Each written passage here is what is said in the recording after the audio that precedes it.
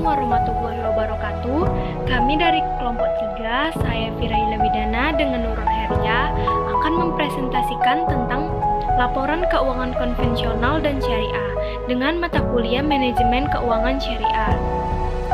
Laporan keuangan konvensional. Yang pertama, pengertian laporan keuangan konvensional. Laporan keuangan konvensional pada dasarnya adalah sama-sama menyajikan laporan keuangan yang bertujuan untuk mengetahui kondisi keuangan suatu lembaga keuangan. Bagi suatu perusahaan, penyajian laporan keuangan secara khusus merupakan salah satu tanggung jawab manajer keuangan. Hal ini sesuai dengan fungsi manajer keuangan, yaitu yang pertama merencanakan, kedua mencari, ketiga memanfaatkan dana-dana perusahaan, yang keempat memaksimalkan nilai perusahaan. Tujuan laporan keuangan: A. Memberikan informasi tentang jenis dan jumlah aktiva atau harta yang dimiliki perusahaan pada saat ini. B. Memberikan informasi tentang jenis dan jumlah kewajiban dan modal yang dimiliki perusahaan pada saat ini. C. Memberikan informasi tentang jenis dan jumlah pendapatan yang diperoleh pada suatu periode tertentu. D. Memberikan informasi tentang jenis dan jumlah biaya dan jenis biaya yang dikeluarkan perusahaan dalam suatu periode tertentu. E. Memberikan informasi tentang perubahan-perubahan yang terjadi terhadap aktiva, pasiva, dan modal perusahaan. F. Memberikan informasi tentang kinerja manajemen perusahaan dalam suatu periode. G. Memberikan informasi tentang catatan-catatan atas laporan keuangan. H. Informasi keuangan lainnya. 3. Sifat laporan keuangan. Bersifat histori, artinya bahwa laporan keuangan dibuat dan disusun dari data masa lalu. Misalnya, laporan keuangan disusun berdasarkan data 1 atau data 2 atau beberapa tahun ke belakang, atau tahun atau periode sebelumnya. Yang kedua, bersifat menyeluruh. Maksudnya, laporan keuangan dibuat selengkap mungkin. Laporan keuangan disusun sesuai dengan standar yang telah ditetapkan. Pembuatan atau penyusunan yang tidak lengkap tidak akan memberi informasi yang lengkap tentang keuangan suatu perusahaan. 4. Keterbatasan laporan keuangan. A. Pembuatan laporan keuangan disusun berdasarkan sejarah atau histori, di mana data-data yang diambil dari data masa lalu. B. Laporan keuangan dibuat umum, artinya untuk semua orang, bukan hanya untuk pihak tertentu. C. Proses penyusunan tidak terlepas dari taksiran, dan pertimbangan tertentu. D. Laporan keuangan bersifat konservatif dalam menghadapi situasi ketidakpastian. E. Laporan keuangan selalu berpegang teguh kepada sudut pandang ekonomi dalam memandang peristiwa-peristiwa yang terjadi, bukan kepada si personalnya. 5. Pemeriksaan laporan keuangan atau audit. Dalam praktek, pemeriksaan laporan keuangan dapat dilakukan oleh pihak, yaitu pihak dalam atau internal perusahaan. Yang pertama, perusahaan yang memang sudah disiapkan oleh perusahaan. Yang kedua, pihak luar atau eksternal perusahaan. 6. Pihak yang memerlukan laporan keuangan. Berikut ini penjelasan masing-masing pihak yang berkepentingan terhadap laporan keuangan. Yang pertama ada pembeli, yang B ada manajemen, yang C kreditor, yang D investor. B. Laporan keuangan syariah. Laporan keuangan syariah.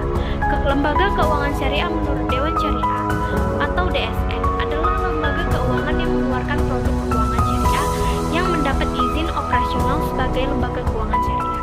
Jadi laporan keuangan syariah adalah bagaimana lembaga keuangan syariah tersebut menyajikan laporan keuangan syariah sesuai yang berlaku di lembaga keuangan syariah itu sendiri.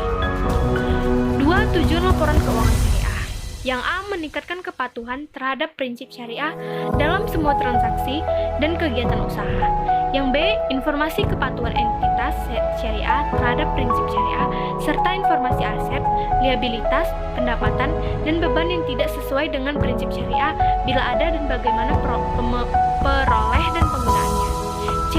Informasi untuk membantu mengevaluasi pemenuhan tanggung jawab entitas syariah terhadap amanah dalam mengamalkan dana, menginvestasikannya pada tingkat keuntungan yang lain.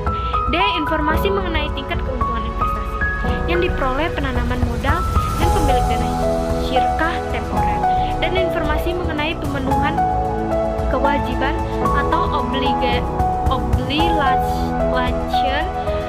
fungsi sosial entitas syariah termasuk pengolah dan penyalur zakat, infak laporan keuangan syariah. A. Posisi keuangan entitas syariah disajikan sebagai neraca.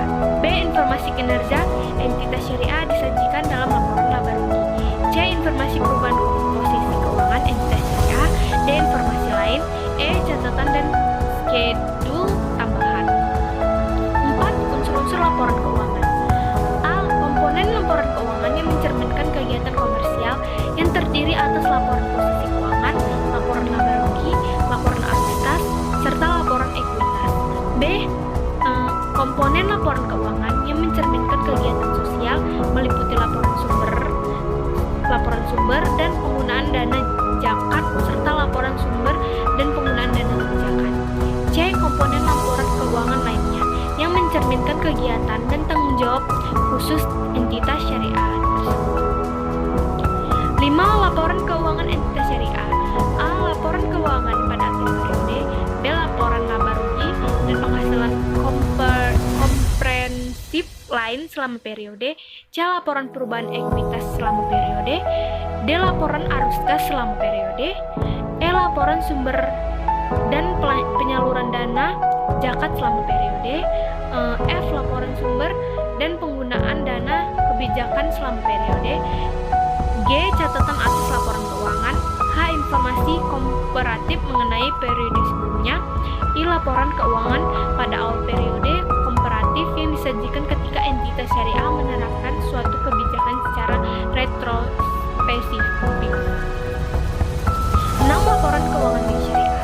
Laporan keuangan bank syariah terdiri atas yang pertama adalah laporan keuangan, yang kedua adalah laporan laba rugi dan penghasilan komprehensif lain.